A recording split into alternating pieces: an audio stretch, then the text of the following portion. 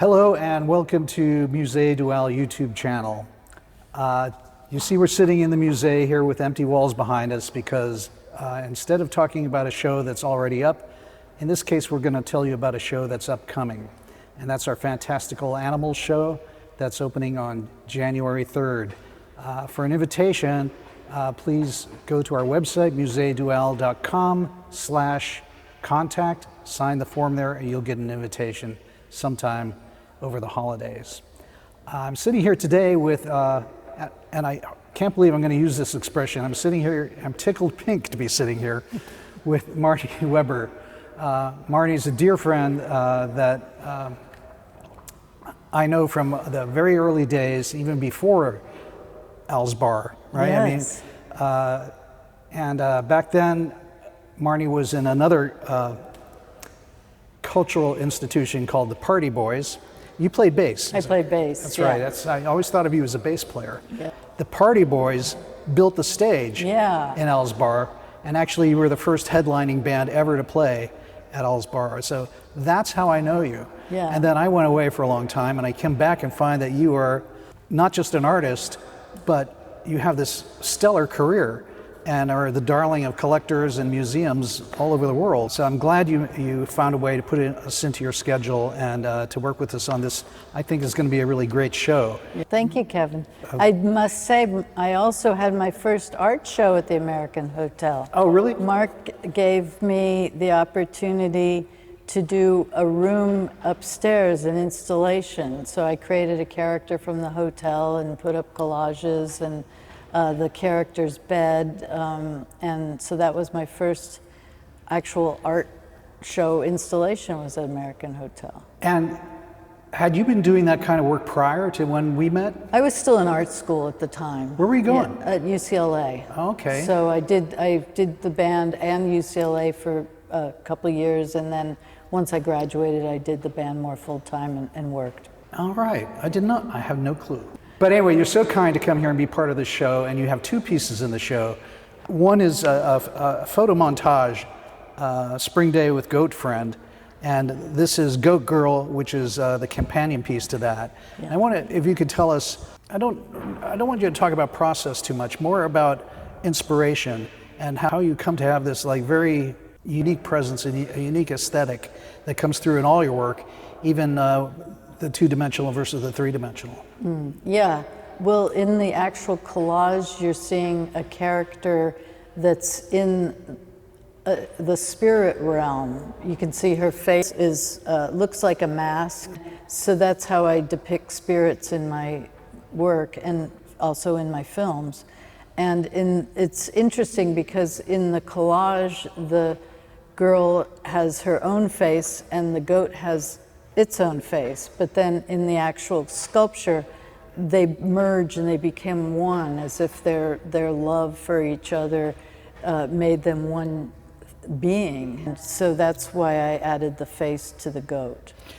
So when I see your films, your two-dimensional photo montage, Your collage, and your sculptures, whenever I see the white face, I should be thinking that's some sort of spirit or ghost? Or... Exactly, Spirit Girl, yeah, Okay. I call them Spirit Girl. And it was a long-term conceptual art project where the backstory was that it was a group of girls who died and came back to life as a band, and they would perform in another realm, but on the earthly plane, but people on the earthly plane couldn't see the Spirit Girls, only animals could come. So the very first time the Spirit Girls played, which was captured on film, the whole audience was full of animals, people in animal costumes to be specific. And so I really love the idea of the animal realm and the spirit realm coming together, because we all know that animals have this whole other sense. They see things we don't see. They smell and they hear things that we can't possibly, and we don't know what their vision is. And so that's why I really love to make the companion between a human spirit and an animal. Well, when we first started talking about having a group show, and I was asking you, what could the theme be? How could we unite all these different artists? And you suggested animals. Right. And that turned out to be a really great idea because of the other artists we were able to find to kind of fit in with your work. I think it's going to create a tremendous experience to be here and see all the art together. Yeah, but I love the layer that you added to it, the fantastical realm, because we've all seen cutesy animal paintings, and it's not necessarily as interesting as the vision and the world that they're in. Yeah, I wanted something different to go with your work and to be here in the Musée. Right. The first artist we want to talk about today, Alexandra Wiesenfeld, her work is interesting because it's very abstract, and the animals are kind of hidden in the landscapes and in the sort of in the ether, in the environment that she creates. And this one particular piece below, I asked her to put in because over on the left side it has what appears to me to be like an AA meeting for cockroaches or something. There's just a little conference area where all the little bugs hang out, and I just thought that was an interesting, humorous take on it. Yeah. But you know her before I did. She's a friend of mine, and what I find so unique about her work is that when there are characters in the work, you almost feel like you're seeing the vision from the character's perspective.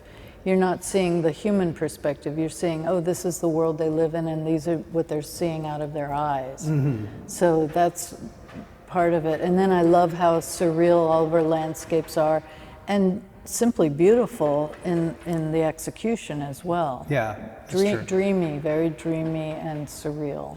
The next person we have on here is Didi Sheriel, and she has, I think, you talk about magic, I think she has a magical approach to what she does. It's very graphic. She combines animals into human forms. It looks like primitive landscapes. The piece that we're going to have here, there are tigers who are also human hunters with spears.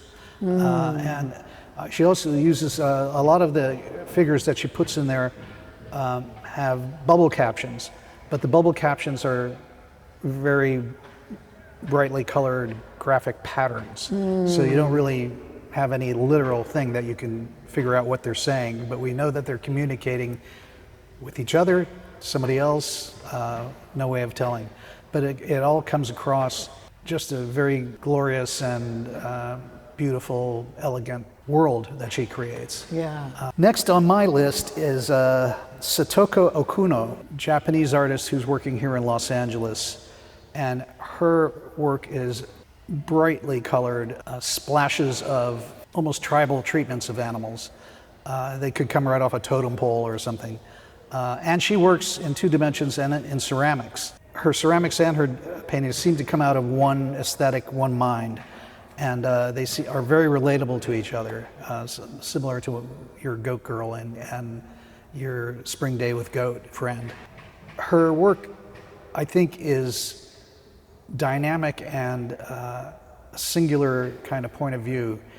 She specializes a lot, not exclusively, but I'd say 99% in cats, which was kind of a problem putting the show together because of all the artists who are painting animals, I think 99% of them are painting cats. So I was trying to mix it up a little bit. Yeah. But her work is so compelling that I just had to have her in it.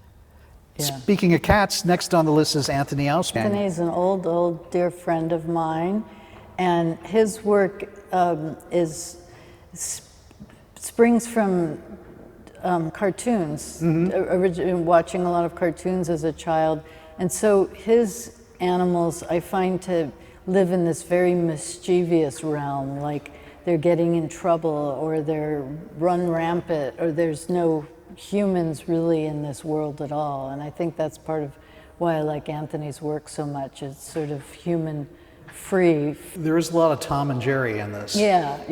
It's humorous, but it's also very dark. It really is, as Tom and Jerry probably was. It can be. I also get a lot of California car culture from him. Car culture. With the using the airbrush to do the beautiful, the piece that we're going to have here on January 3rd is The Little Prince, which shows a cat encountering a flower on some planet with the earth in the background. Nice. At first I thought, oh, cartoon. But the more I looked at it, the more there were so really wonderful subtleties. The cat has kind of tiger stripes, and where the cat's tail goes up in, against the black universe, the tiger stripes become like negative space on the tail, and just I hadn't noticed that. the more you look at it, the more you see. We did painting together. For 5 years, we painted long stretch of fabric for commercial couches. Oh, Back really? in the 80s, people would cover their couches in hand-painted artists' canvases. So we would have these 50-yard tables, and he'd be on one side, I'd be on the other, we'd just be painting and painting and yakking, and so that's how I got to know. Then next we put in a friend of yours from England, Yeah, Paige Perkins. Yeah, she's an amazing painter. And the one I'm looking at here that we're expecting in, very ephemeral, very dreamy. Dreamy, And, sort of foggy. yeah. And with animals that aren't quite defined, you can't, it looks like it might be a deer or a Right. jackal or something. Yeah, they're like dream animals. And then I like that the sun has a face on it as well. Ah, yeah. The sun becomes a character too. And even though you don't feel like that's a human sun, it's sort of like its own entity. Gazing down on the scene before it. Yeah. And And it's we- called Twilight Vigil. So maybe Yeah. that sun is setting. Yeah, maybe. Right, I hadn't thought of that. And what are they holding vigil about? That's a good question. And after that is Rick Potts with his painting Trushkin Ploon, which I love that name. I'm good. looking forward to asking him if that's the name of the animal, because the animal is a kind of cartoony, made up science fiction beast from another world. But what really makes this painting for me, and why I think it's kind of exciting, is the background. It appears in a kind of mountainous nature scene. And Rick had been studying the techniques of Bob Ross, Oh, wow. so that's how he painted the background, using Interesting. those techniques, Oh, I can't wait to see which that. I think is hilarious and subversive and just, Very funny. There's a fair amount of humor in this show, actually. yeah. Next up we have Debbie Corbell and her sculpture, Night Dreaming, which is a deer with antlers that Oh, it's blossom beautiful. into like cherry blossoms, like Oh, right. blossoms on a tree Yeah, branches. yeah. And you know, it got me thinking, this piece and your piece, and Sakoto Okuno is going to have a sculpture too, one of her pieces. But this is about animals and their environments, but with sculptures, there is no environment. Right. So the sculpture has to sort of bring it along with them. True. It makes it different, and this one I think really captures it, because there's just no way you could look at this sculpture and not think fantastical.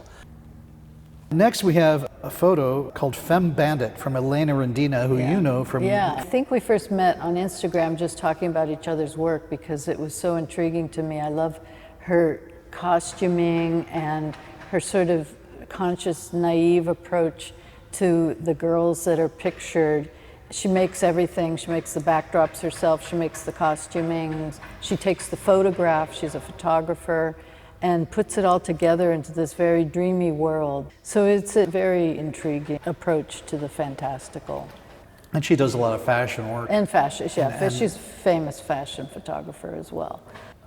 Then we come to Emily Leland Harris. She was working as a medical illustrator at Children's Hospital in Boston. But on the side, she's been doing these like really wonderful paintings. I tell people they're kind of like Cézanne landscapes, because there's blocks of color and it's just really lush and wonderful. But she populates her landscapes very often with animals. So I was looking through some of her other work, and she mentioned, I'm doing a lot of scratchboard these days. I said, I want to see her scratchboard. So she sent over the images, and I thought, these are great. They sort of unfold, and like you see one thing, then you see another thing, then we're going to have two of her pieces.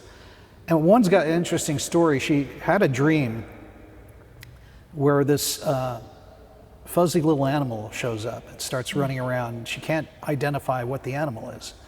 But then this woman shows up in her dream, and she asks the woman, what is that animal? Do you know what it's called? And the woman says, oh yeah, that's a keldrick. Keldrick. So when Emily woke up, she started the scratch board, and she calls it the Dream of the Keldrick. And it's got this like weird, almost cross between a weasel and an otter and a cat. I mean, so that's going to be here, and it's a really interesting Nice piece. to have something reductive as a counterbalance. So it's such a diverse look at the animal world, so many different perspectives. I agree, and they draw you into the world of each artist.